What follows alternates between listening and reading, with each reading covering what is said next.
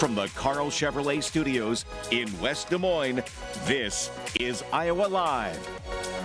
Welcome back to the program, everybody. Oh, we were so excited when we go out to the mailbox and you can yell from the top of the staircase, the new Iowa History Journal is here. The new Iowa History Journal is here, and so is Michael Swanger, the publisher and owner. Good to see you, Good sir. to see you, Lou. Always a pleasure. It's always exciting to see what we have in the Iowa History Journal. First of all, tell everybody about the magazine.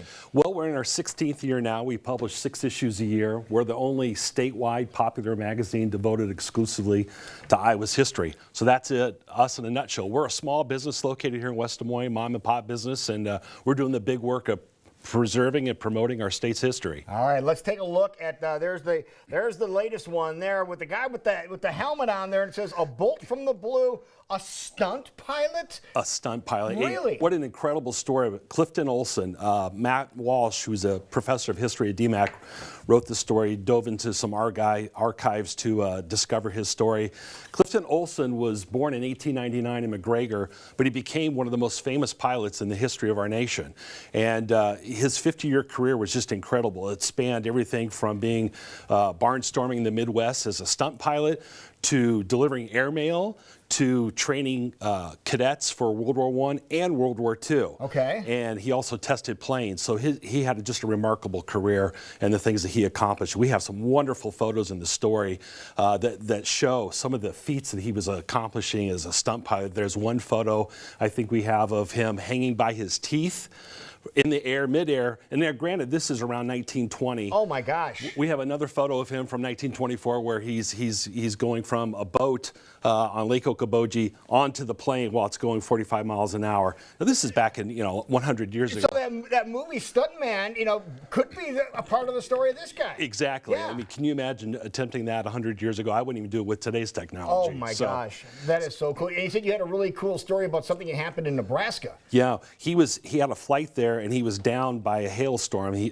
Remember, these are wooden frame airplanes with paper wings. Yeah. And a hailstorm pierced about 300 holes in his wings. And of course, there wasn't a repair shop for miles around. So what did he do? He improvised. He went to all the local farmers, asked for eggs and towels, and used those to patch the holes. Oh my gosh. So pretty amazing and pretty daring. And it worked. It did. It worked. It's incredible. Now, we also need to talk about somebody else that you feature in this magazine, Mary Louise Smith. Tell us about her. Yeah, Mary Louise Smith she was from Eddyville, and she was the first female chair of the Republican National Committee. Oh, wow. So she made history.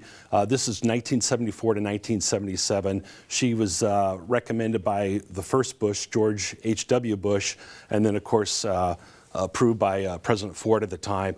And it was an interesting time for her to take that position with the party. There's a picture of her with Bush and Nixon. She worked closely with all the Republican leaders at that time. We have another great photo in the magazine of her with Reagan as well.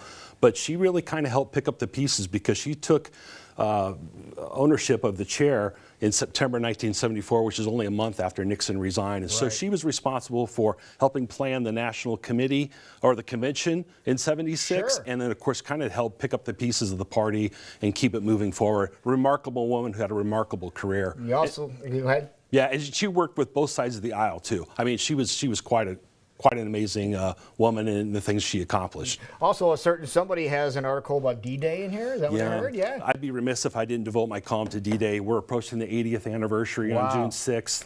And I think a lot of people know that World War II was arguably the most significant event in the 20th century. Many historians think that D-Day was the most significant day, and I would tend to agree with them because D-Day was the turning point of the war. Wow. It was really the beginning of the end of World War II. All right, people want to get the magazine. Easiest way they can get it.